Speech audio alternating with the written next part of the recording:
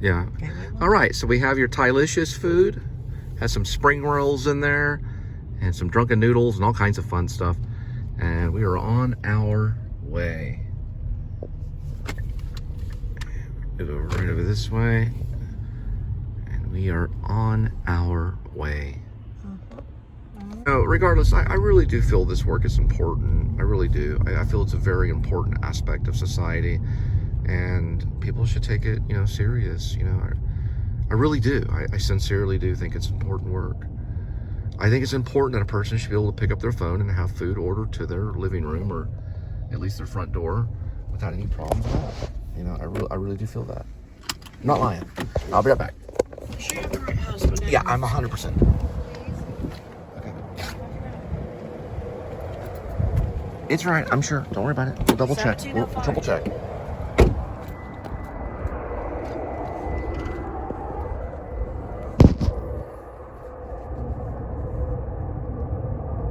That's the jets from the airport.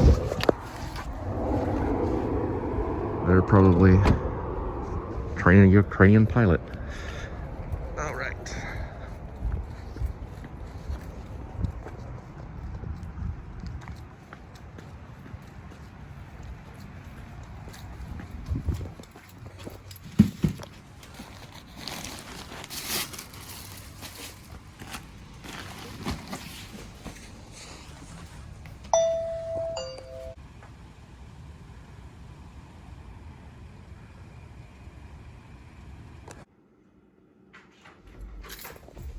Hello there. Look at the casino cap tonight.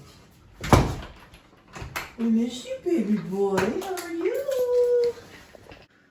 Let's see what you got up to today. Did you open any cabinets? Be back. There he goes. Ooh, scratchy, scratchy. Good boy. Good. Did you have a good scratch, kitty? Oh boy. Well, gotta get to that screenplay. 1939 was Wizard of Oz, Judy Garland. Rebecca came out complimenting 1940. Now we're also talking about Gone with the Wind. All right, what year was that? 1940. It's an important year in filmmaking. All right, we have 4 going on. This is Rebecca Hitchcock, yeah. Okay, look at Too Many Girls by Lucille Ball. Yes, you have mentioned Lucille Ball. That's 1939, when she was 17 in New York. Right, that was going to complement the 1939 of Wizard of Oz. Look that up first. What came first? What do you mean? Look it up. Pause it. Look up what? Lucille Ball, Too Many Girls, when she met Desi Arnaz. Lucille Ball. And what kind of cigarettes? Philip Morris. Philip Morris, okay. And you're talking about cigarettes? Correct. Okay. Now, all these movies complement one another. Correct. You said something about landscaping, which is also in Wizard of Oz. You mentioned landscaping. I don't know. There was 4 going on. Yeah, you did mention landscaping. Okay. The landscape. Let's go back to Too Many Girls, please. Too Many Girls would be 1939. Are you sure? That's what you said. All right, let's see if I'm right. All right, we'll check it. You missed it by a year. Whatever. Too Many Girls in 1940. Boom. So all But you know there's a these connection. together, They are it's probably the complement. same set. They complement. And that's how you do it. She's talking about how they complement each other. Yeah. Too Many Girls with Lucille Ball. This is Rebecca, Joan Fontaine, Laurence Olivier. Kind of a serious drama dealing with Hitchcock's early career.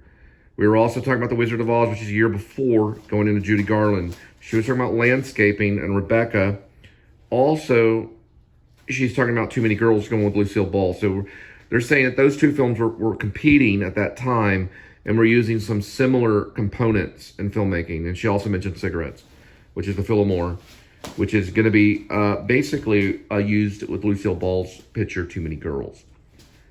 And that's 1940. So 1940 is an important year in filmmaking.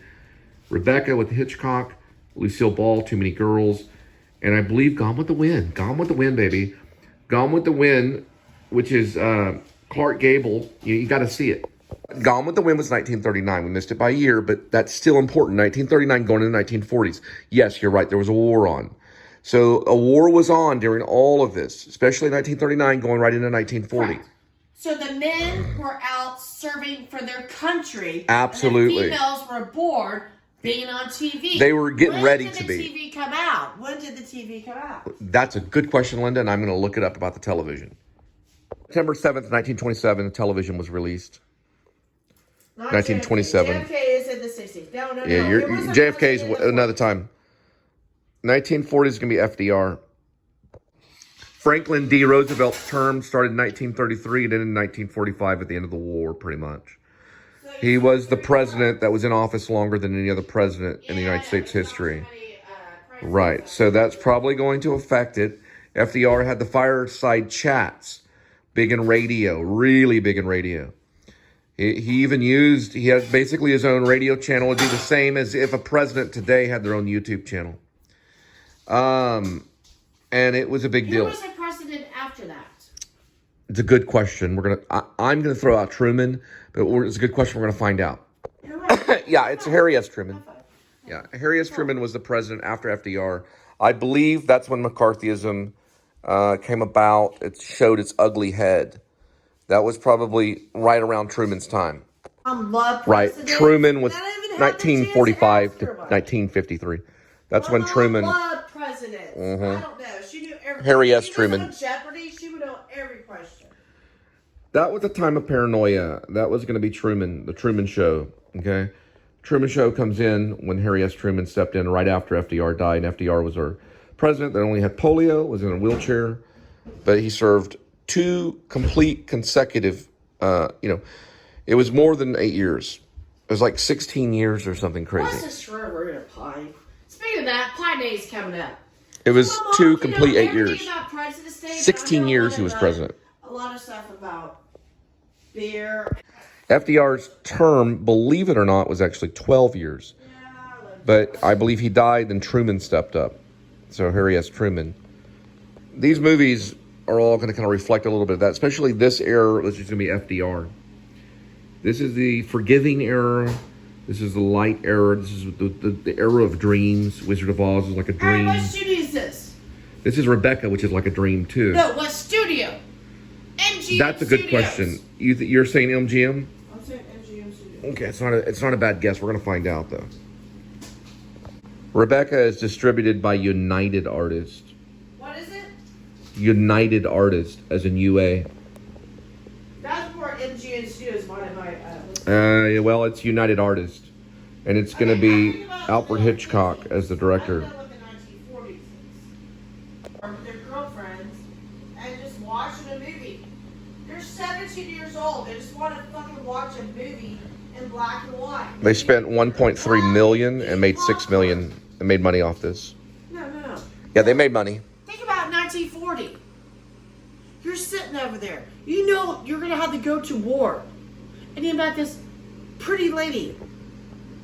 And you met the father. Right. It wasn't a peacetime. Yeah. And then you sit in a movie theater, you're eating popcorn and sharing a soda together. Right, it's a big deal. Know you may not come back. You had to have guys like Alfred Hitchcock. You had to have the good guys, the really good directors. It was a really big deal to have a movie during that time. You can see in the corner Gone with the Wind right here, which is 1939. This is going into 1940. Hold on. 67.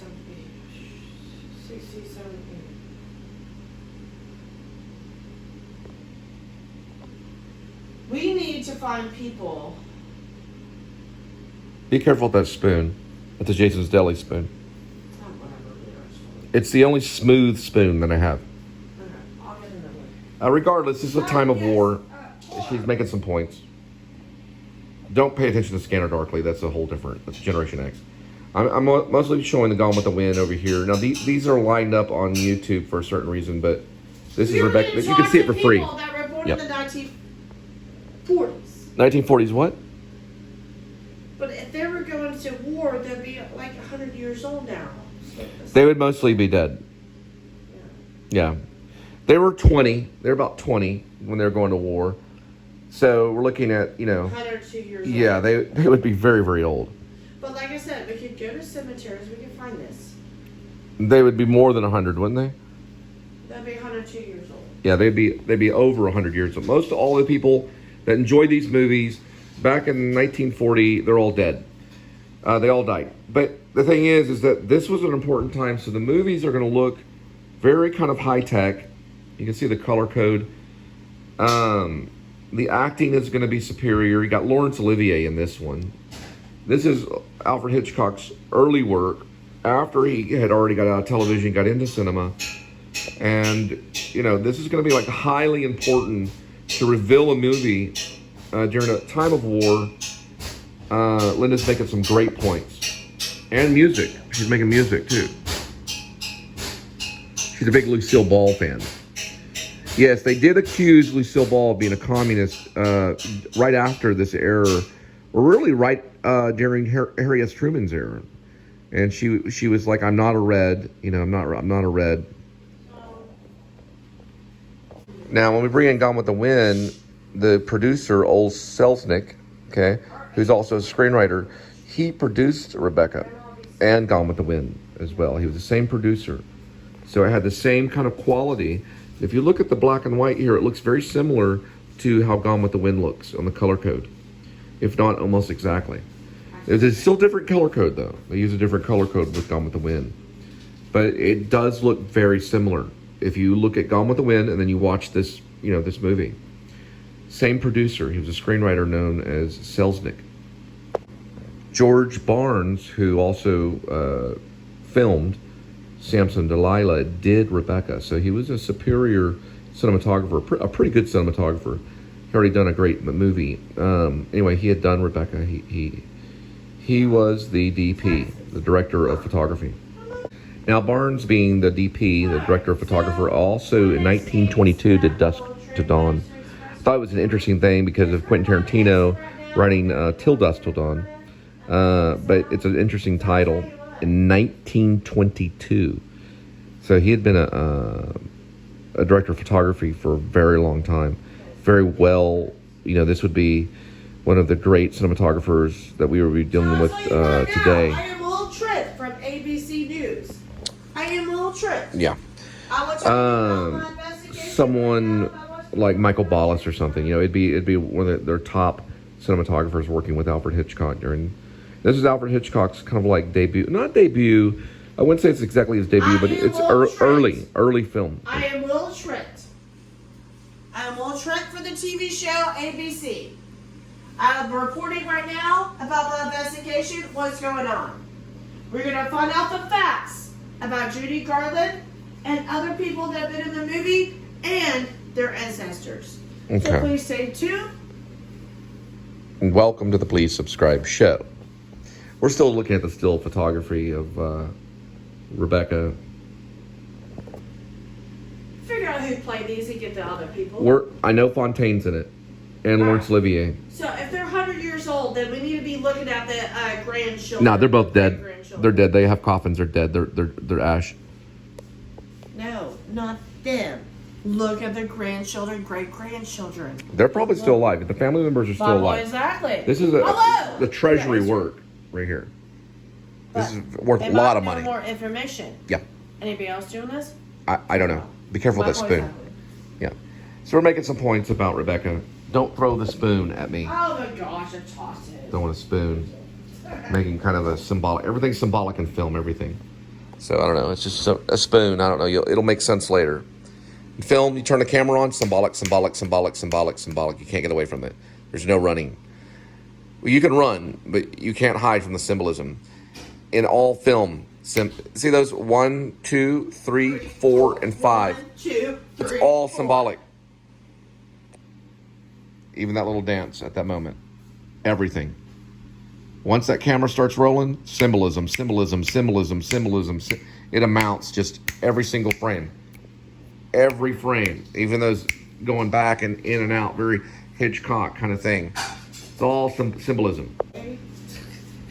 The cat, he was overanalyzing and ran. It was too much film critic. We need to figure out who is in these movies. Laurence Olivier. Is anybody... Listen, there are thousands upon thousands of actors during this time. They had thousands of them in Hollywood. Let me talk. Is there anybody born in Texas where we could visit their grave? Or Kansas? Hello. Oh, sure. We can go to their graves. This is a good idea. All right. It will be the first one. Not that Jordan the Lion and Adam the Woo hadn't done it first, but... No, we're doing it first. Fudge. Well, not first. I like hot fudge. They weren't the first either. Still talking about Rebecca. 1940, great film, Alfred Hitchcock. Selznick was the director. Barnes was the cinematographer, great cinematographer. George Barnes was his name. George Barnes worked during the silent era. He did a movie called Desiree as well. George Barnes also did 1932 Sherlock Holmes. Great DP, director of photography. George Barnes also did the director of photography of Gold Diggers in 1935. 1938 did another film very similar, Gold Diggers in Paris. And this is going right out of the silent film era. Later on to help Alfred Hitchcock in 1940 in Rebecca. And in 1952, George Barnes would inspire a young kid in the movie theater, the greatest show on earth. And he'd be watching the movie. His name was Steven Spielberg, was inspired by Barnes. The greatest show on earth in 1952. And little would you know that Steven Spielberg would be watching the movie and slowly becoming a film director. Later, in honoring Orson Welles in 1953, they would do a movie called The War of the Worlds, which is a sci-fi movie. Then his last one, Little Boy Lost. It's the director of photography of these movies. No, Lucille Ball worked with Orson Welles. Oh, she did? In what movie? Yeah. I know. It was in the Situation at L.A. Okay, so she worked with Orson Welles. Yeah. Lucille Ball, she knows a lot about Lucille Ball. Yeah. She's kind of a Lucille Ball expert. I know she knows what's his name. Not John Hogan, but I'm a little tired right She knows a lot of Lucille Ball stuff. Bob Hope. You still got your Lucille Ball book, right? Yeah. Okay. She rented one from the library. She knows to study Lucille Ball. Look at that face. I love my mom. Her and her mom like Lucille Ball. Anyway, we're gonna watch Rebecca. It's what, 2 hours and what? It starts off really well made film. All right, I'll see. About 2 hours and 10 minutes. We'll probably fall asleep. Very good film. All right, I've been watching a lot of good ones. This one's Alfred Hitchcock. You want to know your Hitchcock. We know it's 1940. We're gonna ready? Okay, let's continue on. All right, that's Fontaine, and she's absolutely gorgeous. Now this is a costume, and the detail of the costume is very heightened. Now they used probably about the same energy that we even use today in movies in Hollywood.